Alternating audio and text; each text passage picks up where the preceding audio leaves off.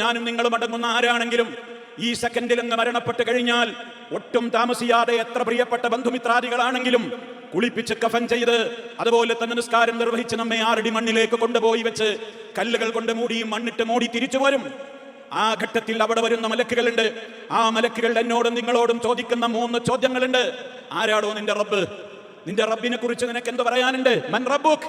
ആരാ നിന്റെ റബ്ബ്? ആരായിരുന്നു നിന്റെ റസൂൽ? നിന്റെ റോൾ മോഡൽ ആരായിരുന്നു? ആ റസൂലിനെ കുറിച്ച് നിനക്ക് എന്തറിയാം? മുഹമ്മദ് മുസ്തഫ സല്ലല്ലാഹു അലൈഹി വസല്ലമിനെ കുറിച്ചുള്ള ചോദ്യം. നിന്റെ ആദർശം എന്തായിരുന്നു? നീ ഏത് ദീന് നോക്കിയിട്ടാ നീ ജീവിച്ചത്? നീ ദീനിയായിട്ട് നിന്റെ ആദർശമായി കൊണ്ട് നടന്നത് എന്തായിരുന്നു? വളരെ കൃത്യമായ 3 ചോദ്യങ്ങൾക്ക് മറുപടി പറയേണ്ടി വരും ഞാനും നിങ്ങളും. എപ്പോ? ഒരുപാട് കൊല്ലം, ഒരുപാട് കാലം കഴിഞ്ഞിട്ടല്ല. ഈ സെക്കൻഡിൽ ഞാനോ നിങ്ങളോ മരിച്ചാൽ ഏതാനും മണിക്കൂറുകൾക്കകം വരാൻ പോകുന്ന പരീക്ഷ, മലായിക്കത്തിന്റെ ഏറ്റവും വലിയ പരീക്ഷ, ഖബറിലെ ഏറ്റവും വലിയ ഫിത്ന എന്ന് വിശേഷിപ്പിക്കപ്പെട്ട അള്ളാഹുവിന്റെ റസൂൽ ഗൗരവത്തോടെ പറഞ്ഞിട്ടുള്ള 3 ചോദ്യങ്ങൾ. ഇതിന് മറുപടി പറയാൻ എനിക്ക് സാധ്യമാകുമോ എന്നാണ് നമ്മൾ ചിന്തിക്കേണ്ടത്.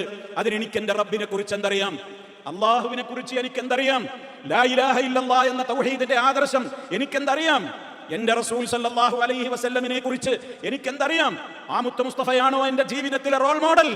അതേപോലെ തന്നെ എന്റെ ആദർശം ദീനായിരുന്നു, ആ ദീന് ഇസ്ലാമായിരുന്നു എന്ന് അള്ളാഹുവിനോട് പറയണമെങ്കിൽ, മലായിക്കത്തുകളോട് മറുപടി പറയണമെങ്കിൽ, അള്ളാഹുവാണ് എന്റെ റബ്ബ്, മുഹമ്മദ് നബി സല്ലല്ലാഹു അലൈഹി വസല്ലം എന്റെ റോൾ മോഡലായ മുത്ത് മുസ്തഫയാണ്, എന്റെ ആദർശം ഇസ്ലാം മാത്രമായിരുന്നു എന്ന് പറയാൻ അടുത്ത മണിക്കൂറുകൾക്കകം തയ്യാറാകുവാൻ എന്താ നമ്മളൊക്കെ ഒരുക്കി വെച്ചിട്ടുള്ളത്? ആ ചോദ്യമാണ് റബ്ബിന്റെ ചോദ്യം. യാ അയ്യുഹല്ലദീന ആമനു, സത്യവിശ്വാസികളെ, ഇത്തഖുല്ലാഹ്, നിങ്ങൾ അല്ലാഹുവിനെ പേടിച്ചു ജീവിക്കുവീൻ. ഫൽ തൻളുർ നഫ്സുൻ, ഓരോരുത്തരും ഉറ്റാലോചിക്കട്ടെ, ഓരോരുത്തരും അവരോട് ചോദിക്കട്ടെ, മാ ഖദ്ദമത് ലിഗദിൻ, നാളേക്ക് വേണ്ടി ഞാൻ എന്താ ഒരുക്കി വെച്ചിട്ടുള്ളത്? ഏതാ ഈ നാളെ? ഇതാ ഈ പറഞ്ഞ നാളെ, അല്ലെങ്കിൽ ഇന്ന്, ഏതാനും മണിക്കൂറുകളാവാം, ആരോ എന്തോ ആയിരിക്കട്ടെ. അതിന്റെയൊക്കെ ശേഷം മഹ്ശറ എന്ന് പറയുന്ന വലിയ ലോകം എന്താ ഒരുക്കി വെച്ചിട്ടുള്ളത്? പിന്നെയും അല്ലാഹു പറയുകയാണ്, വത്തഖുല്ലാഹ്, നിങ്ങൾ അല്ലാഹുവിനെ സൂക്ഷിക്കണേ, പേടിക്കണേ.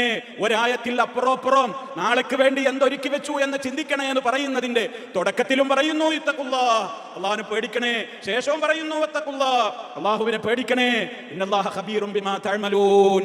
ലോകത്തെ ഏതെങ്കിലും ഒരു ഉപകരണങ്ങൾക്ക് കേടുപറ്റും, നിരീക്ഷണങ്ങൾക്ക് കേടുപറ്റും, ഏത് ക്യാമറകൾക്കും കേടുപറ്റും. ഇത് നിരീക്ഷിക്കുന്നത് അല്ലാഹയാണ്. ഇന്നല്ലാഹ ഖബീറും ബിമാ തഅമലൂൻ. നിങ്ങൾ ചെയ്യുന്ന ഓരോ പ്രവർത്തികളും കൃത്യമായി റെക്കോർഡ് ചെയ്ത് റഹ്മാനായ റബ്ബിന് സൂക്ഷ്മമായി അറിയാൻ കേട്ടോ. അവനാ നാളെ പരലോകത്തെ നിങ്ങളെ വിചാരണ ചെയ്യാൻ വേണ്ടി കാത്തിരിക്കുന്നത്. എന്തൊരുക്കി വെച്ചു എന്ന് ചിന്തിച്ചോളൂ എന്ന് അല്ലാഹു സുബ്ഹാനഹു വ തആല നമ്മോട് പറയുകയാണ്.